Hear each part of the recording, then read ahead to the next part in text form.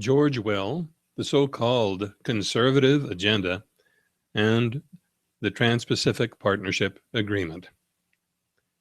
In his op-ed column printed today, George Will came out in favor not only of the Trans-Pacific Partnership in its current form, the TPP, which in a healthy form would have worldwide beneficial effects, but in favor of fast-track approval of the TPP, negotiations conducted behind closed doors, out of reach of public scrutiny, while the terms of that agreement are classified secret, but are known to heavily favor the further accumulation of wealth by the top percent of wealth holders.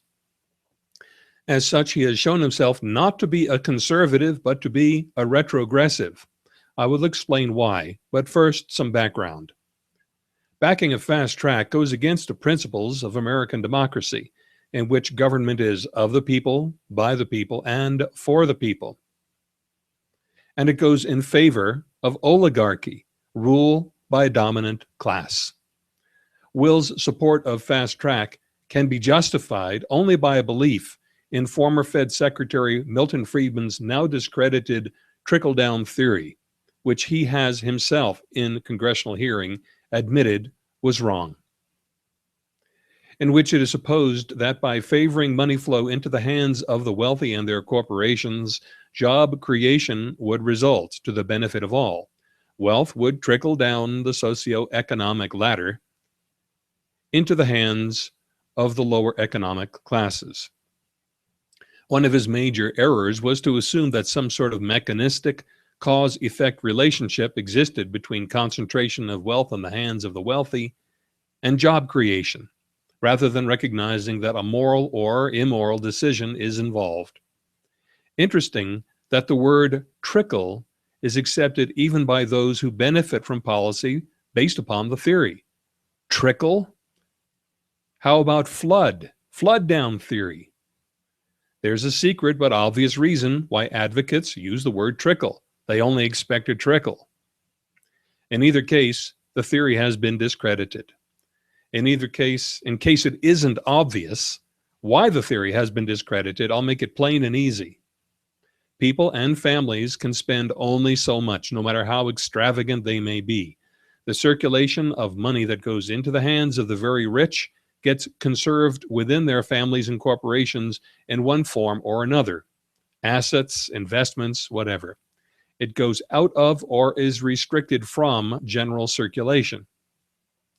To boost an economy, money must be in the hands of those who will spend it, those who have actual need. Trickle-down theory and the accumulation of disproportionate wealth in the hands of the few leads to a combination of accumulation of fat in some sectors and sugar shock in others. This is socioeconomic sugar shock, and that's what we have worldwide. The main body of the economic system suffers. The conditions that arise lead to crime, an emergency measure in the absence of education or personal resourcefulness, and to drug abuse, anesthetization to one's quality of life, which include alcoholism and hard drug use. We might lay lack of education at the door of the uneducated, but that's what so-called conservatives like to do. But the difficulty of obtaining higher education for those who are not already well-to-do contributes greatly to the difficulties they have in rising economically and to the shrinkage of the middle class. So-called conservatives balk at spending for education, despite the fact that it is education from generation to generation that preserves and advances civilization. They are contributing to what may be the fall of current Western civilization. Thus, trickle-down theory and the behavior of rich families like the Kochs leads to crime and drug abuse, as well as to slowing or reversing the rise of human civilization, regardless of apologists who cite rises in standard of living over that of previous decades. Such rises, to any degree that they exist, and it has been authoritatively argued that on the whole, quality of life has actually declined. Consider the shrinkage of the middle class, that it has occurred despite trickle-down theory, not because of it. So trickle-down theory, the only possible justification for fast track and the terms of the TPP, has been invalidated.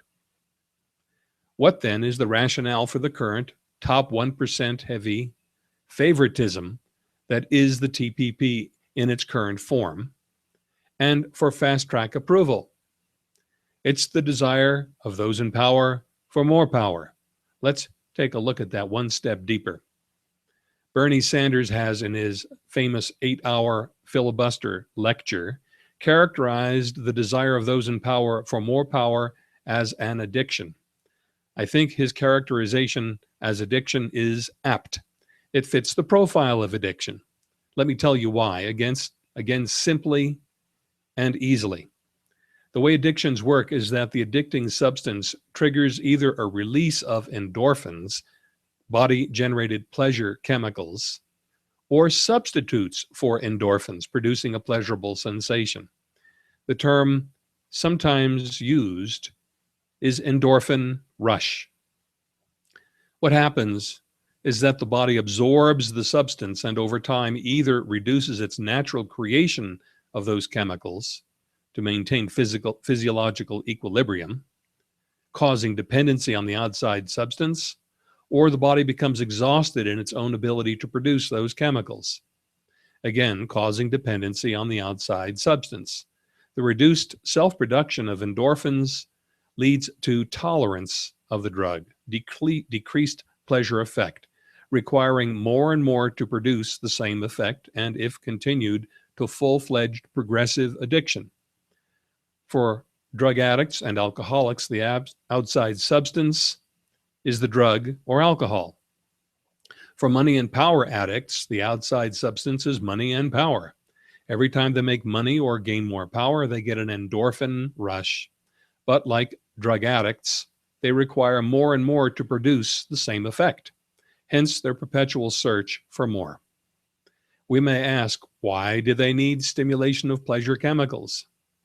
I say, for the same reason low-income drug addicts need it. They experience a certain, let's call it, dissatisfaction with their quality of life. In the case of the wealthy, it's that material wealth is insufficient by itself for a satisfactory quality of life. They look to acquisitions for satisfaction, but all it does is distract them from their dissatisfaction with the broader view of life that their social position makes necessary, and with their internal sense of themselves. They substitute thin pride of accomplishment for accumulating wealth, similar to the pride of success in potty training, for pleasure of accomplishment in doing good.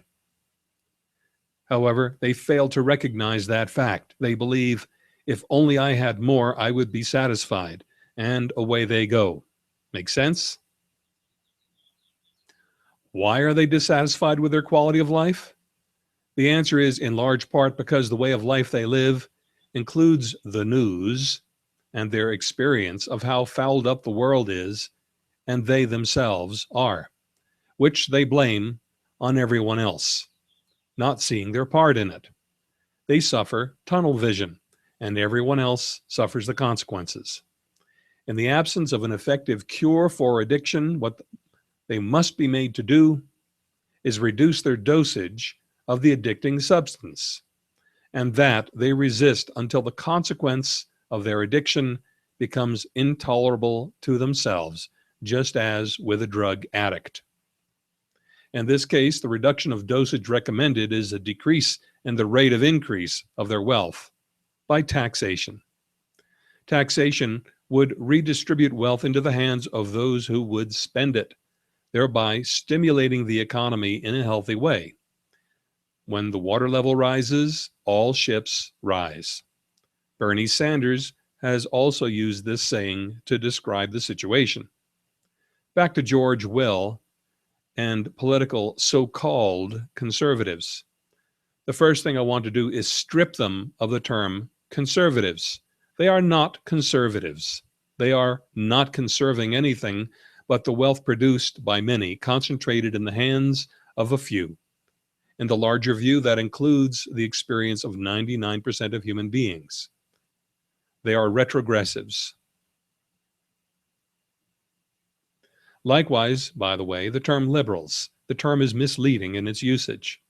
It implies liberally giving away the store, in contrast to conserving resources, when in its proper usage, it means those who liberate, who free others, and for that matter, themselves. Unfortunately, the moral position of liberals is compromised by their failure to distinguish healthy capitalism from unhealthy capitalism. I can clarify the difference between healthy capitalism and unhealthy capitalism easily and clearly. Healthy capitalism regulates itself to bring about the greatest good for the greatest number. It's socioeconomic, sociocentrism. That means that their attention is centered on the larger social order, and world-centric in its intelligence. It seeks a balance of effects that can be effectively regulated. Note that health of an organism, a living creature, requires balanced regulation, and that so-called conservatives are in principle against regulation. Unhealthy capitalism believes that capitalism is moral justification for unbridled greed without regard for the larger effects. It's ecocentric capitalism that believes if it's legal, it's moral, or at least excusable. So George Will and the political so-called conservatives of both major American parties are retrogressives. They are a big drag upon the whole worldwide socioeconomic system because they are so out of balance. Stimulus packages only put the foot down harder on the accelerator. Retrogressive conservatism is a brake and misguided steering. We need to take the foot off the brake, correct the steering, and strip retrogressive conservatives of the legitimacy of their position and reverse their sugar shock effect upon world economy. And we need to bring more intelligence to the liberal progressive agenda.